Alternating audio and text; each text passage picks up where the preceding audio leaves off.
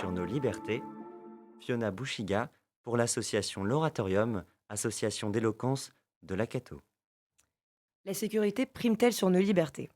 De mon point de vue, la sécurité se définit de deux manières qui se rejoignent. La première englobera sa valeur physique, la seconde englobera sa valeur psychique. Physiquement, la sécurité peut être décrite comme l'état dans lequel il n'existe qu'un minimum de risque. Psychiquement, la sécurité représente l'état dans lequel se retrouve une personne lorsque celle-ci ne se sent pas en danger. Celle-ci se sent alors à l'abri, protégée ou encore confiante. De même pour la liberté. Elle constitue un terme très polysémique.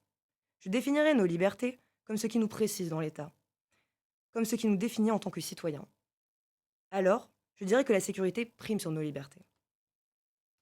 La sécurité et la liberté peuvent paraître en contradiction, mais selon moi, la sécurité est la condition qui permet à nos libertés de manière générale d'exister. Spinoza disait: la vertu nécessaire à l'État est la sécurité. Je confirmerai ce propos en affirmant qu'en étant citoyenne européenne et française, la raison même pour laquelle nous avons la possibilité de s'exprimer est parce qu'il existe une sécurité garantie par l'État pour les citoyens, mais aussi pour nos libertés. La sécurité permet à l'ensemble des citoyens d'avoir la possibilité de vivre sereinement, d'exercer les différentes libertés pour lesquelles bon nombre de nos ancêtres se sont battus. Il est alors temps de ne plus confronter ces deux notions, mais de comprendre en quoi celles-ci se complètent. Je vous raconterai alors qu'un soir d'été, Louise et ses amis se baladent dans la rue. Celles-ci discutent, mais un conflit éclate entre les jeunes filles. Le conflit éclate car celles-ci se sentent libres d'exprimer leurs avis, bien que divergents. La liberté d'expression ou encore la liberté de penser est ici directement exploitée par les jeunes filles. Mais l'existence de ces libertés et de leurs pratiques reste possible que parce que ces jeunes filles savent qu'elles ne risquent rien.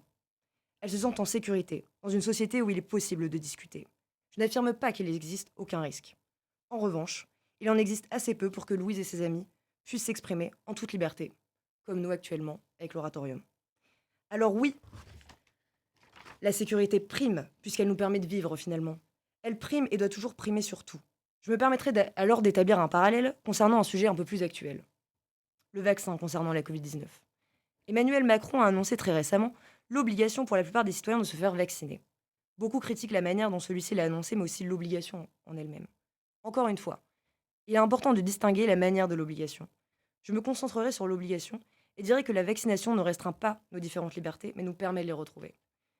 Dans une société libérée, la moindre restriction pourrait nous faire penser qu'il n'existe plus de liberté, alors qu'il faut simplement apprendre à concilier sécurité et liberté. Et finalement, être reconnaissant d'avoir la possibilité de mener la vie qu'on entend, en presque totale sécurité, mais aussi librement. Merci. Fiona Bouchiga pour l'association L'Oratorium, association d'éloquence de l'Akato. Merci.